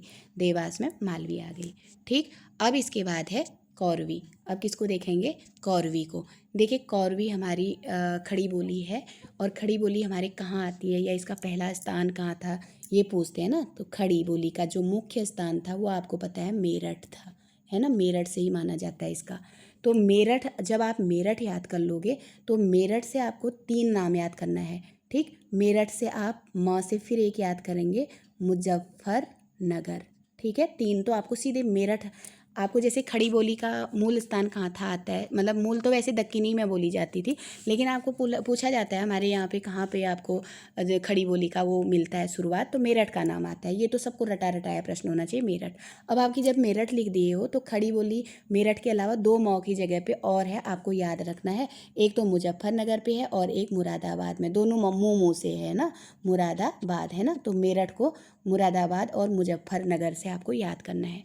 ठीक, अब जब आपके पास मेरठ, मुजफ्फरनगर और मुरादाबाद आपको मिल गया तो आपको ये याद रखना है कि जो ये मेरठ है ना, ये दिल्ली के आसपास का क्षेत्र है। तो आपकी दिल्ली में भी आपकी खड़ी बोली बोली जाएगी, है ना। मेरठ कहाँ पे है? दिल्ली के आसपास का क्षेत्र है, ये आपको याद करना है। और दिल्ली के आसपास ही गाजियाबाद भी है ना। तो दिल्ली के आसपास ही क्या है? गाजियाबाद भी है, गाजियाबाद। तो ये 3 आपके मेरठ, दिल्ली और गाजियाबाद ऐसे एरो हो जाएंगे। ठीक है। मेरठ से दिल्ली, दिल्ली से गाजियाबाद, आसपास के एरिया हो गई। और मेरठ से आपने 2 लोग और याकत लिए, मुजफ्फरनगर और मुरादाबाद को, है ना। यहाँ पे आपने मुरादाबाद और मुजफ्फर को पकड़ लिया। और मेरठ के ही आसपास दिल्ली है और दिल्ली के आसपास ही आपको गाजियाबाद देखने को मिलेगी। तो आपके इतने लोग तो यहाँ पे क्लियर हो गए। मुरादाबाद हो गया, मुजफ्फर हो गया, मेरठ हो गया, 3 यहाँ कवर हो गए। जब 3 कवर हो गए तो मेरठ के पास में दिल्ली, दिल्ली के पास में गाजियाबाद आ गया। ठीक, अब आपके 3 बच रहे हैं, है ना। अब आपके पास जब ये क्लियर हो जाएगा तो याद रखना, खड़ी 2 पुरों में भी गई थी, 2 पुर में गई थी। तो 2 पुर क्या है, एक सहारा पाने गई थी तो सहारानपुर हो गया, ठीक है। और एक कहाँ गई थी, तो राम के पुर भी सहारा लेने गई थी तो रामपुर हो गई। 2 तो यहाँ पे पुर आ जाएंगे। एक सहारा लेने राम के पास गई थी तो सहारानपुर और रामपुर, ठीक है। तो खड़ी बोली खड़ी होके कहाँ गई थी, राम के पास सहारा लेने गई थी। तो राम से रामपुर और सहारा से सहारानपुर हो गई, है ना। और फिर क्या हुआ था, फिर इन्होंने क्या किया था लास्ट में, बिजनौर। बिजनौर थोड़ा सा डिफरेंट है, इसको याद रखेंगे। बिजनौर मतलब मेरठ में खड़ी बोली बोली जाती है, ठीक। अब एक बार मैं आपको और याद करवा देती हूँ कि आपको अच्छे से याद रखें। अगर खड़ी बोली का आपको पूछा जाता है तो सबसे पहले जो उद्गम माना जाता है भारत में, यह आपके मेरठ में माना जाता है, ठीक। मेरठ के पास में आपको दिल्ली देखने को मिलेगी, तो दिल्ली आपको यहाँ पे करा देना है, ये बॉर्डर जैसा उनके किनारे है ना। और दिल्ली के आसपास आपको गाजियाबाद भी किनारे पे लगा हुआ मिल जाता है, तो ये गाजियाबाद हो गए 3। तो इनका आपका ये क्लियर हो गया। ये वाला एरो वाला आप कर लीजिएगा, है ना। ये आसपास है, मेरठ के आसपास दिल्ली, और मेरठ दिल्ली गाजियाबाद आसपास आसपास जुड़े हुए हैं। अब मेरठ से आपको 2 नाम और याद करना है, दोनों मोमो से थे, दोनों मोमो से थे, है ना। एक क्या था, मुजफ्फरनगर हो गया, और एक क्या था, मुरादाबाद हो गया, है ना। एक मुरादाबाद हो गया, एक मुजफ्फरनगर हो गया, ठीक है। अब जब आपने मुजफ्फर, मुरादाबाद, मेरठ, दिल्ली, गाजियाबाद निकाल दिया तो खड़ी खड़ी कहाँ गई थी, खड़ी खड़ी 2 पुरों में सहारा लेने गई थी, है ना। तो सहारा लेने गई थी राम के पास, तो सहारा से सहारानपुर हो गया। और राम के पास गई थी तो रामपुर हो गया, है ना। और फिर रामपुर कैसे गई थी, बिजनौर के रास्ते गई थी, है ना, बिजनौर के रास्ते गई थी। तो एक आ गई बिजनौर। तो इस तरह से आपकी ये खड़ी बोलियाँ हो गई। अब इसके बाद जो अगली लैंग्वेज है आपके पास क्या है, दक्कनी, ठीक है। दक्कनी जो है दक्षिण भारत में बोली जाती है, आपको पता है ना। दक्कनी कहाँ बोली जाएगी, दक्कनी दक्षिण भारत में, है ना। सिंपल सा बात है, दक्कनी पूछी गई दक्षिण भारत में। अब उस समय वहाँ पे बीजापुर का शासक चला, गोलकुंडा का चला, अहमदनगर का चला, है ना। तो हैदराबाद, तो अहमदनगर, गोलकुंडा, बीजापुर, बीजापुर के भी शासक हुए थे, गोलकुंडा के भी हुए थे। तो आपने अगर शुरुआत में जब भक्तिकाल पढ़ा होगा तो वहाँ पे राम और कृष्ण की भक्ति कहाँ बीजापुर से शुरू हुई, गोलकुंडा में ये शासक हुआ था, या अहमदनगर का ये था, ऐसे पढ़ा जाता है। तो अगर दक्षिण में पूछेंगे तो दक्षिण भारत में हुआ था, कौन कौन से नगर थे, तो याद रखना बीजापुर, गोलकुंडा, अहमदनगर और हैदराबाद, ठीक है। ये हो गए, थोड़ा सा हैदराबाद को आप याद रखेंगे, वरना बीजापुर, गोलकुंडा, अहमदनगर याद रहता है ना। तो उन्हीं के नाम से, राजाओं के नाम से ही गोलकुंडा, बीजापुर ये सब पढ़ा था करके हमने वहाँ पढ़ा था। तो बीजापुर, गोलकुंडा, अहमदनगर और हैदराबाद ये दक्कनी के अंदर आएंगे। हैदराबाद विशेषता याद रखना दक्कनी में जाएगी, ठीक है। हैदराबाद में लास्ट में द आ रहा है, द से दक्कनी याद रखना। अब है अवधि। अवधि को देखिए, अवधि लगभग देखिए, अवधि अभी हमने पढ़ा था प्रताप। प्रताप किसका पढ़ा था, आपको याद होगा, एक जगह हमने पढ़ा था, उसका प्रताप होता है ना। किसका प्रताप पढ़ा था, मालवी का। तो मालवी प्रतापगढ़ में भी बोली जाती है, और अवधि में भी, प्रतापगढ़ में अवधि प्रतापगढ़ में भी बोली जाती है। यानी होता है ना, बॉर्डरों में कुछ नई बोलियां भी देखने मिल जाती है। तो प्रतापगढ़ मालवी में भी आएगी और प्रतापगढ़ अवधि में भी आएगी, ठीक। अब इसको देख लेते हैं। अवधि हमारी जो भाषा है, अवधि पहले तो अयोध्या आ जाएगा, है ना। ये सारे उत्तर प्रदेश के हैं तो ये जल्दी जल्दी आ जाएगा। अयोध्या के साथ लखीमपुर खीरी पास में है ना। लखीमपुर खीरी कहते हैं। इसी के पास में बहराइच है ना। इसी के पास में गोंडा है, गोंडा हो गया। फिर बाराबंकी हो गया, है ना, बाराबंकी हो गया। फिर इसके बाद देखिए लखनऊ आपका आ गया, लखनऊ में भी आपकी अवधि बोली जाती है। सीतापुर में आपकी अवध में सीता आती है तो सीतापुर में भी बोली जाएगी। उन्नाव में भी आपकी क्या बोली जाती है, अवधि, है ना। फैजाबाद आपका एक स्टेशन पड़ता है जिला, तो फैजाबाद में आपका अवधी हो जाएगा। सुल्तान होते हैं यहाँ के लोग, तो सुल्तानपुर में आपके अवधी बोली जाएगी। ठीक है। रायबरेली, राय अवधी की देना है ना, तो रायबरेली में अवधी बोली जाएगी। इलाहाबाद, इलाहाबाद में आपकी अवधी है। इनको इसी में याद कर लेते हैं ना। अयोध्या, अयोध्या अवधी, लखीमपुर अवधी, खीरी, लखीमपुर खीरी पूरा है ये, है ना। अयोध्या अवधी, लखीमपुर खीरी अवधी, बहराइच बाराबंकी अवधी, और गोंडा, लखनऊ, सीतापुर, उन्नाव, फैजाबाद, सुल्तानपुर, रायबरेली, इलाहाबाद, जौनपुर, मिर्ज़ापुर और प्रतापगढ़, यहाँ सब अवधी बोली जाती है। ठीक है, ये सबको याद होगा। अब इसके बाद बघेली देखिए। बघेली कहाँ, मैंने कहा ना बाघ, बाघ कहाँ कहाँ गया है, देखो बाघ से बघेली। और बाघ कहाँ कहाँ जा सकता है, बाघ रीवा में जा सकता है, रीवा, है ना, रीवा में। बाघ कहाँ जाता है, जबल में जाता है, जबलपुर, है ना। बाघ मंडल बना के जाता है, तो मंडल से मंडला, है ना, मंडला। और बाघ क्या करता है, मिर्ज़ापुर, है ना, मिर्ज़ापुर, मिर्ज़ापुर, मिर्ज़ापुर। तो रीवा मिर्ज़ापुर मंडल बना के जबलपुर जाता है, तो रीवा, जबलपुर, मंडल, मिर्ज़ापुर। बाघ, बघेली, बघेली कहाँ कहाँ बोली जाती है, रीवा, जबलपुर, मंडल, मंडला और मंडला और मिर्ज़ापुर। तो याद कर लीजिएगा, बघेली में मिर्ज़ापुर और मंडला आएगा, रीवा और जबलपुर आएगा। ठीक है, ये हो गया बघेली। अब इकार बहुला, भोजपुरी देखिए। भोजपुरी, भोजपुरी देखिए, भोजपुरी इम्पोर्टेंट हो जाती है। पहले तो भोजपुर में, इसके साथ देखिए इधर ही देखिए देवरिया है, देवरिया, गाजीपुर, बलिया, बनारस, बनारस में भी भोजपुरी जो पूछा जाता है। गोरखपुर आपने देखा हुआ है, गोरखपुर बनारस, है ना, गोरखनाथ से गोरखपुर याद करिएगा। तो गोरखपुर में भी भोजपुरी बोली जाती है। और बनारस में भी, बनारस कहने से लगता है ना काशी नगरी बनारस, बनारस में भी भोजपुरी बोली जाती है। इसके बाद देवरिया आपको याद करना है, और गाजीपुर और बलिया, बलिया है ना, बलिया में आपका भोजपुरी, गाजीपुर में आपका भोजपुरी, देवरिया में भोजपुरी, है ना। और शाहाबाद और छपरा चंपारण में भोजपुरी बोली जाती है। तो इकार बहुला भोजपुरी भोजपुर में बोली जाती है। ठीक है, और बलिया में बोली जाती है, बनारस में बोली जाती है, गाजीपुर में बोली जाती है, देवरिया में बोली जाती है, भोजपुर में बोली जाती है, शाहाबाद में बोली जाती है, छपरा चंपारण में बोली जाती है। ठीक है, छपरा, छपरा में भोज रखते हैं, याद रखना, छपरा चंपारण। जैसे छप्पर होता है ना, छपरा, छोटे छोटे छपरा होते हैं, उसमें भोज रखा जाता है, तो छपरा चंपारण में भोजपुर, ये भोजपुरी बोली जाती है। गोरखपुर, गोरखनाथ का गोरखपुर, गोरखपुर में भोजपुरी, बनारस में भोजपुरी। ठीक है, बनारस है तो बलिया, है ना, बलिया भी क्या करते हैं, बलिया में भोजपुरी, है ना, बलिया।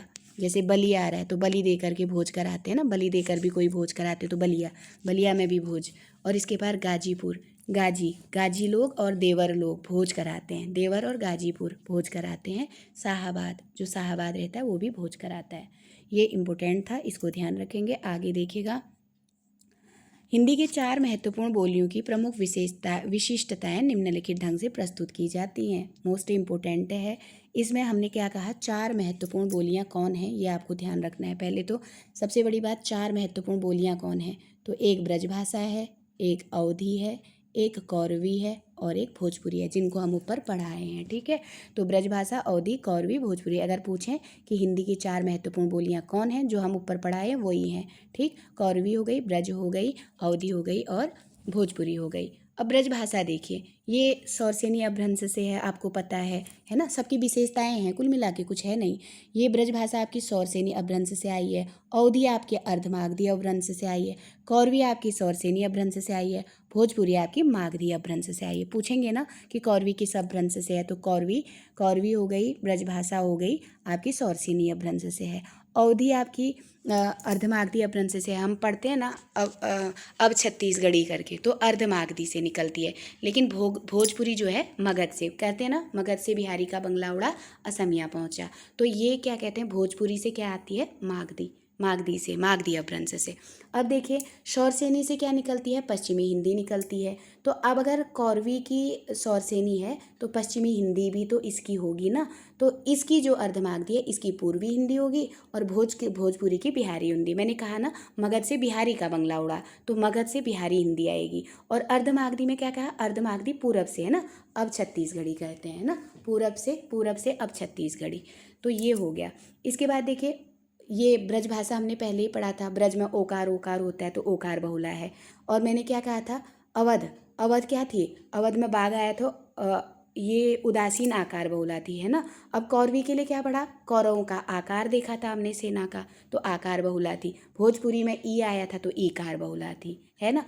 अब आपसे ब्रजभाषा में स्वर पूछते हैं, तो यहाँ पे अति ह्रस्व, ह्रस्व और दीर्घ, तीन तरह के आपको ब्रजभाषा में अगर स्वरों की संख्या वहाँ पे पूछा जाता है तो आपको ध्यान रखना है।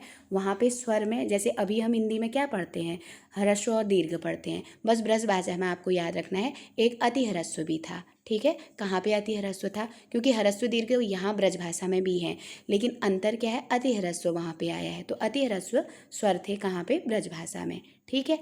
अब जब अवधि आती है तो अवधि में दीर्घ नहीं है, ठीक है, अवधि में दीर्घ नहीं आया है, क्या आया है, अति ह्रस्व और ह्रस्व स्वर आए हैं। कैसे आए हैं, अति ह्रस्व और ह्रस्व स्वर, तो अति ह्रस्व और ह्रस्व स्वर कहाँ पे आए हैं, अवधि में आए हैं।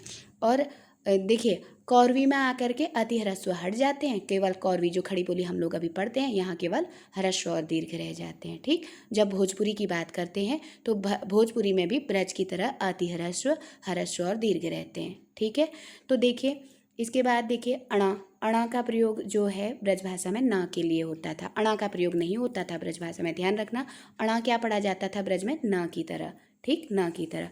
अवधि में भी अणा, अणा ना था, और यहाँ ब्रज अवधि में भी णा के बदले ना बोला जाता था। कौरवी में ऐसा कुछ नहीं था, और भोजपुरी में ये व्यंजनांत बोली थी, शब्द के मध्य में र का लोप होता था, ठीक। अब इसके बाद जो अणा, क ख ग घ ङ, उसके बाद जो सड़क वाला ड़ आता है, इसका प्रयोग ब्रज में र की तरह होता था, ठीक है। तो ड़ को देखिएगा, ध्यान रखिएगा कि ब्रज में जो पेड़ वाला ड़ रहता है ये र की तरह प्रयोग होता था। और ब्रज में जो तालवी श और मूर्धन्य श रहते थे, इसके लिए केवल एक स का प्रयोग हो रहा था। य और व यहाँ पर यथावत थे, है ना, य व थे, और जो तालवी श और मूर्धन्य श था ये केवल दंती श का प्रयोग होता था, ठीक है। इसके बाद ए औ मूल स्वर थे, जो ए और औ हैं ये यहाँ पे मूल स्वर थे, और जो अ है ये क्या थी, विवृत ध्वनि थी। अगर अभी आप देखते हैं, जैसे आपसे ध्वनि पूछ लिया जाता है तो ब्रज भाषा में अविवृत ध्वनि नहीं होती है। केवल अभी के जो आपको अगर ग्रामर में पूछा जाता है तो केवल आ एक ऐसी ध्वनि है जो विवृत मानी जाती है, ठीक है। लेकिन आपको अब देखो, आ अगर ये है तो वो जो अ है वो बाद में उसमें चली जाती है ना, अर्ध विवृत में चली जाएगी। लेकिन यहाँ पे अ को विवृत में कहाँ रखा गया है, अविवृत में कहाँ रखी है, तो अविवृत में ब्रज में रखी है, ध्यान रखिएगा, कहाँ पे, ब्रज में, ठीक। ऐसे ही प्रश्न पूछे जाते हैं, तब दिमाग काम नहीं करता, क्योंकि हमने तो आ पढ़ा है, विवृत स्वर तो आ पढ़ते हैं ना, जैसे ग्रामर वाला पढ़ते हैं। लेकिन अब आपको याद रखना है कि जो अ है वो विवृत थी ब्रज भाषा में, ठीक है।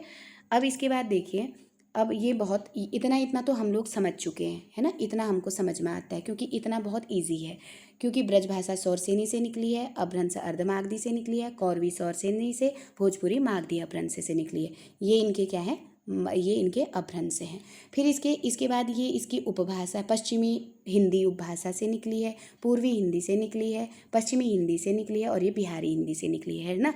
अब इसके बाद ये बट गई, ये ओकार बहुला है ब्रज, ये अवधि आकार बहुला, वो भी उदासीन आकार बहुला, कौरवी केवल आकार बहुला है, दक्कनी आकार बहुला है, भोजपुरी इकार बहुला है। इतना हम पहले पढ़ाए हैं तो उससे हमको ये याद है। बस ये जो ब्रज भाषा है ये अति ह्रस्व और ह्रस्व और दीर्घ होता है। जैसे ब्रज भाषा है वैसे ही भोजपुरी भी होती है ना, सेम होती है, एज इट इज, कोई चेंजेस नहीं। अति ह्रस्व, ह्रस्व और दीर्घ किन किन में होता है अगर प्रश्न पूछते हैं तो भोजपुरी और ब्रज में होता है, ठीक है। अब देखो, अब केवल अति ह्रस्व और ह्रस्व कहाँ पे रह जाता है, ये अवधि में रह जाता है, यहाँ दीर्घ की बात नहीं हुई है। अति ह्रस्व और ह्रस्व कहाँ रहते हैं, तो ये अवधि में रहते हैं। लेकिन अगर बात आती है कि सिंपल जो अभी हम ह्रस्व दीर्घ पढ़ते हैं ये हमारी खड़ी बोली में रहते हैं, कौरवी में, ठीक। इतना हमारा क्लियर हो गया।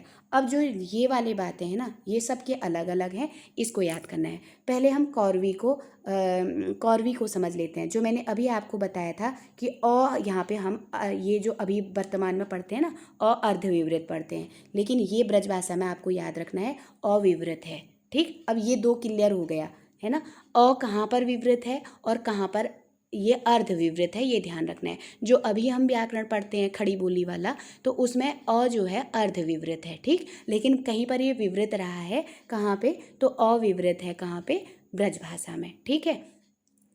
अब अविवृत कहाँ पे है, अ अर्धविवृत कहाँ है, दोनों क्लियर हो गया।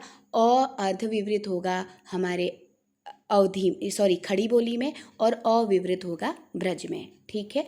अब इसके बाद हमारा कौरवी वाला पूरा कंप्लीट हो जाता है। उसमें हमको कुछ याद नहीं रखना था, केवल इतना याद रखना था कि सौरसेनी है, पश्चिमी हिंदी से निकली है, आकार बहुला है, ह्रस्व दीर्घ आते हैं, और यहाँ पे अ जो है अर्धविवृत है, ठीक है। कौरवी पूरी तरह से फिनिश हो गई, ठीक, ये फिनिश हो गया। अब इतना हमने इसको पढ़ लिया कि अ जो है ये हमारे विवृत है। अब देखिए ए ओ मूल होते हैं, ए ओ मूल कहाँ पे हो, ए और जो औ है, सॉरी ए आई एडी और औ औली, हम आई और औ को दीर्घ में पढ़ते हैं ना, लेकिन यहाँ पे ये मूल स्वर होते हैं। जैसे हम ई उ री को मूल स्वर कहते हैं ना, वैसे ही ब्रज में आई और औ को भी क्या कहा जाता है, मूल स्वर कहा जाता है। य और व यथावत रहते हैं। कौन यथावत रहते हैं ब्रज में, य और व यथावत, जैसे अभी हैं वैसे वहाँ पर भी रहे हैं।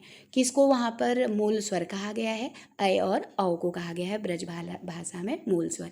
किसकी स्थिति यथावत रही है, तो य और व की यथावत रही है। और कौन केवल सौ के रूप में प्रयोग होता है, तो तालवी श और मूर्धन्य श केवल दंती श के रूप में प्रयोग होता है। जो पेड़ वाला या सड़क वाला ड़ होता है वो क्या पढ़ा जाता है वहाँ पे, वो र पढ़ा जाता है, र से रथ, ठीक है। जो अणा होता है वो ब्रजभाषा में क्या पढ़ते हैं, ना पढ़ते हैं, ठीक है। अब इसका काम भी क्लियर हो गया। अब है हमारे पास अवधि। अवधि में देखिए ड़ का प्रयोग न के रूप में, जैसे ब्रज में है वैसे ही यहाँ भी है। सौ के बदले सौ, ये जैसे ब्रज में है वैसे ही अवधि में भी है। ल के बदले र होता है, जैसे हमने वहाँ किसके बदले र पढ़ा था, देखिए अंतर क्या है। ब्रज भाषा में इसके बदले र पढ़ा जा रहा था, लेकिन अवधि में ल के बदले र पढ़ा जा रहा है, ठीक है। ये ल के बदले र अवधि में और र के बदले र ब्रज में हो रहा है, ठीक, इतना याद रखना है। य और व के बदले ज और उ, जो य और व की स्थिति ब्रज में वैसी ही थी, लेकिन य को ज और व को उ कहाँ पे पढ़ा जाता है, इस उ से याद कर लेना, अवधि में पढ़ा जाता है, ठीक है, अवधि में। फिर इसके बाद क्या कह रहे हैं, और फिर इसके बाद कह रहे हैं ऐ और औ के बदले ऐ और ऊ होता है। जैसे यहाँ पर हमने पढ़ा ना, ऐ और औ मूल थे ब्रज भाषा में, ठीक। और यहाँ पे जैसे जैसे बोल रहे हो ना, अ और ई, ऐ है ना, तो अ और उ औ ऐसे पढ़ा जाता था अवधि में, मतलब जैसे जैसे बोल रहे हैं वैसे ही लिखा भी जाता था। और अ वहाँ पे क्या थी, अ अवधि में संवृत हो जाती है, ठीक है। अ अवधि में क्या हो जाती है, संवृत हो जाती है, ठीक। इम्पोर्टेंट है कि अ कहाँ संवृत हुई है, कहाँ विवृत हुई है, कहाँ अर्धविवृत हुई है। तो अविवृत हुई है ब्रजभाषा में, असंवृत हुई है अवधि में, और अर्धविवृत हुई है कौरवी में, ठीक। अब दोनों का क्लियर हो गया। अब भोजपुरी में देखिए, शब्द के मध्य में र का लोप हो जाता है। शब्द के मध्य में र का लोप, र का लोप कहाँ होता है, जब शब्द लिखा जाता है तो उसके मध्य में र का लोप भोजपुरी में होता है, ठीक है। व्यंजनांत बोली किसको, व्यंजनों के अंत की बोली किसको कहा जाता है, भोजपुरी को, ठीक है। व्यंजनांत बोली किसको कहा गया है, भोजपुरी को, ठीक है। शब्द के देखो पूरा शब्द के बीच में र का लोप कहाँ होता है, भोजपुरी में, ठीक है। ल और ङ को र कहते हैं, यानी कि इन्होंने ल भी ले लिया, ङ भी, यानी कि हमने जो ल इधर पढ़ा था ना, ल के बदले र होता है, कहाँ पे पढ़ा था, अवधि में, और जो ड है उसके बदले र होता है, वो ब्रज में पढ़े थे, तो यहाँ पे दोनों को लेकर के उसके बदले र, ठीक। अब देखिए सौ और ब के बदले ह पढ़ा जाता है।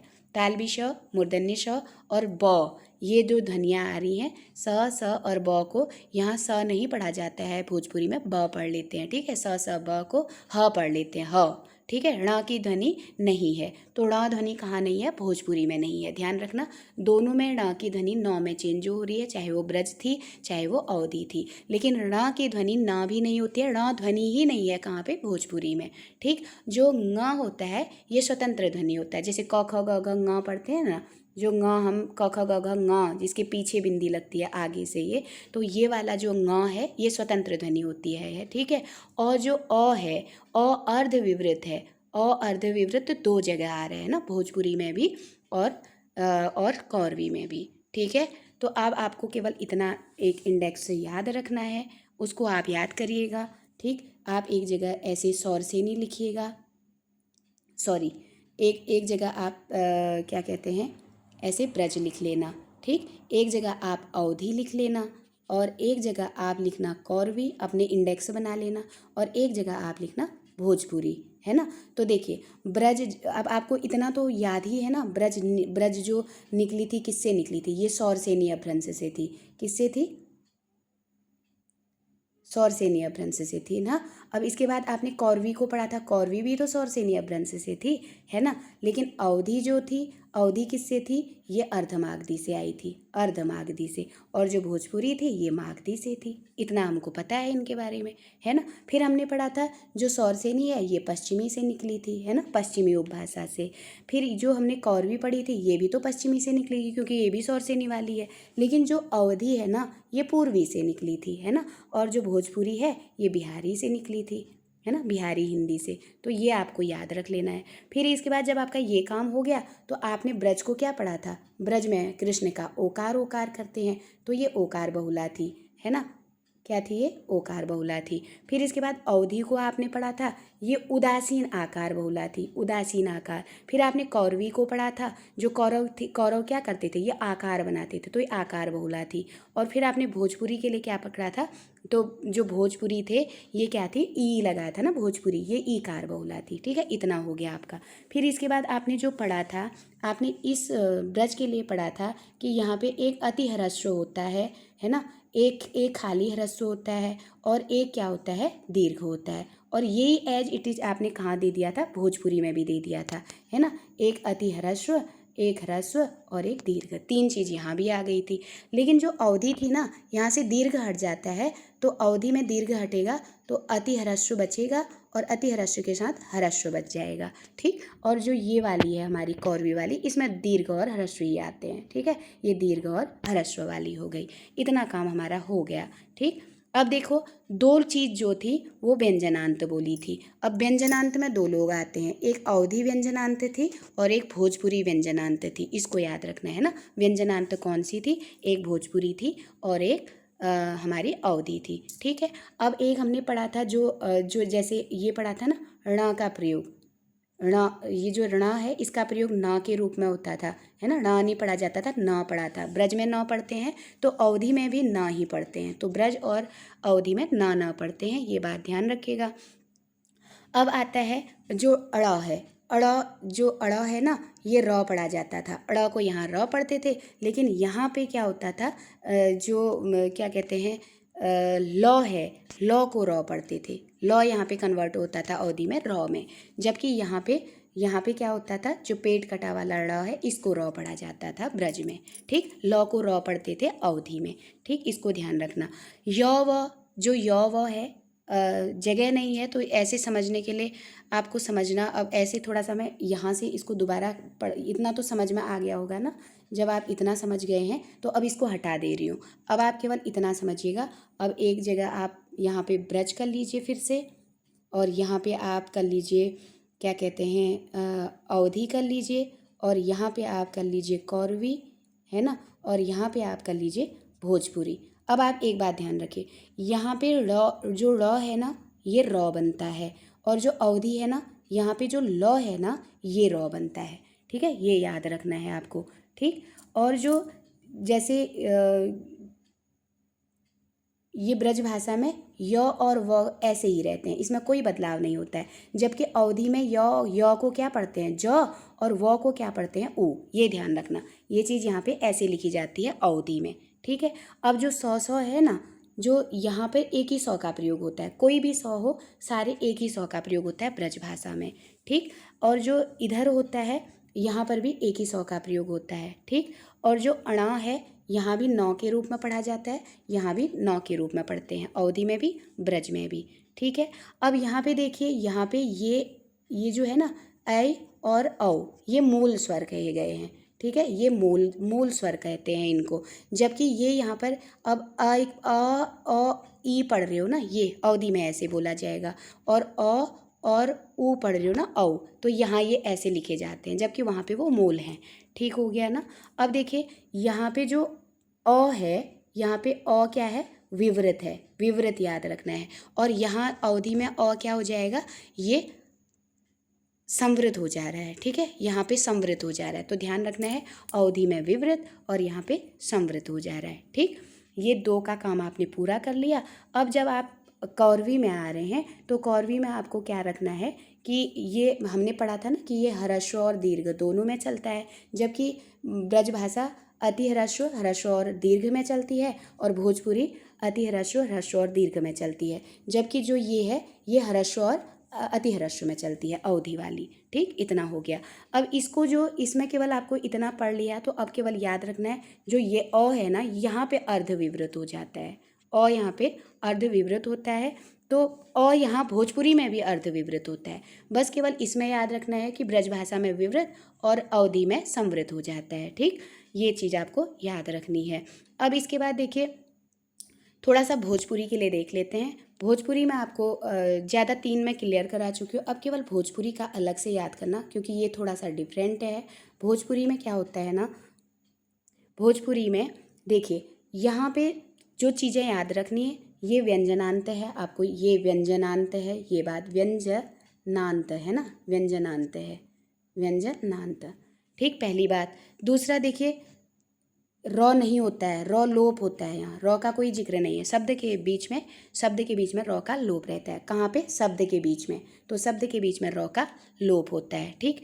और जो क्या कहते हैं, वहाँ पे हमने पढ़ा था ना, अवधि में लॉ को रॉ पढ़ते हैं, और जो ऐसे वहाँ तो रॉ था, लेकिन यहाँ हलंत में दे रखा है डॉ जैसा, तो इसको हम लोग यहाँ पे रॉ पढ़ते हैं, ठीक है। और इसके बाद क्या पढ़ा था, ये बहुत अलग सी बात है कि सौ और सौ और ब, ये यहाँ पे ह के रूप में प्रयोग होती है, ये बात ध्यान रखना। सौ सौ ब करके जो आ रहा है, जबकि हमने अवधि और उसमें क्या पढ़ा था, सौ सौ एक ही सौ केवल दंती सौ में यूज हो रहा था, लेकिन यहाँ पे सौ सौ ब ह में प्रयोग होता है, ठीक है। और यहाँ जैसे अवधि और ब्रजभाषा में ण जो थी वो न के रूप में प्रयोग होती है, यहाँ ण का प्रयोग नहीं होता है, ठीक है, ण का प्रयोग यहाँ नहीं होता है। जो पेड़ वाला ङ होता है, ठीक है, ये जो पेड़ वाला ङ रहता है ना, ये ब्रज में रॉ पढ़ा जाता है इसको। तो यहाँ पे ये जो ये पेड़ वाला नहीं है, ये अंदर से लगा हुआ क ख ग घ ङ वाला जो है ये स्वतंत्र है, यहाँ पे है ना, स्वतंत्र होता है। और यहाँ पे आपको याद करना है, भोजपुरी में जो अ है क्या है, ये कौरवी की तरह अर्धविवृत है। तो कौरवी और भोजपुरी में अ जो होता है ये क्या होता है, अर्धविवृत रहता है, जबकि अवधि में असंवृत रहता है और ब्रजभाषा में ये क्या रहता है, विवृत रहता है, ठीक है। तो उम्मीद करती हूँ 1-2 बार इसको देखिएगा अच्छे से। तो कल जो मेरा टॉपिक होगा वो मैं लिपि पे बात करूँगी, ठीक है, कल मैं लिपि पे बात करूँगी। और क्लास कैसी लगी आप अपना ज़रूर प्रतिक्रिया दें। मैंने अपनी तरफ से पूरा समझाने का कोशिश किया। थोड़ा सा ये रहता है ना कि स्पेस कम होता है तो लिखने में थोड़ा सा दिक्कत आती है, वरना आप छोटा छोटा टुकड़ा करके उसको समझिएगा, कहाँ पे क्या चीज़ है नहीं है, मेरी आवाज़ से आप उसको पकड़ सकते हैं। तो ध्यान दीजिएगा, यहाँ से एक प्रश्न बनता है कहाँ पे किसका प्रयोग होता है नहीं होता है। जैसे ण बिल्कुल ही भोजपुरी से गायब है ना। और जो ङ का क ख ग घ ङ का है, ङ स्वतंत्र ध्वनि है, जबकि ङ का कहीं पे कोई जिक्र नहीं आया है, न अवधि में, न ब्रज में, न कौरवी में। ङ का प्रयोग केवल भोजपुरी में हो रहा है जो स्वतंत्र ध्वनि के रूप में है ना, ये विशेषताएं हैं उसकी। और जो ह वाली बात है, स स ब ह में कन्वर्ट हो रही है, एक नई चीज़ है भोजपुरी के लिए, है ना। तो ण का प्रयोग वहाँ पे नहीं होता है, वो चीज़ आपको ध्यान में रखनी है। तो काफ़ी अच्छी बातें हमने यहाँ पे जानी। और अ अर्धविवृत 2 जगह पे होता है, एक कौरवी में और एक भोजपुरी में, जबकि अ संवृत के रूप में आया है हमारे अवधि में और अ विवृत के रूप में आया है हमारे ब्रजभाषा में। लेकिन अभी आप ग्रामर में देखेंगे तो विवृत ध्वनि केवल एक मानी जाती है, जो क्या है, आ है, ठीक है, आ।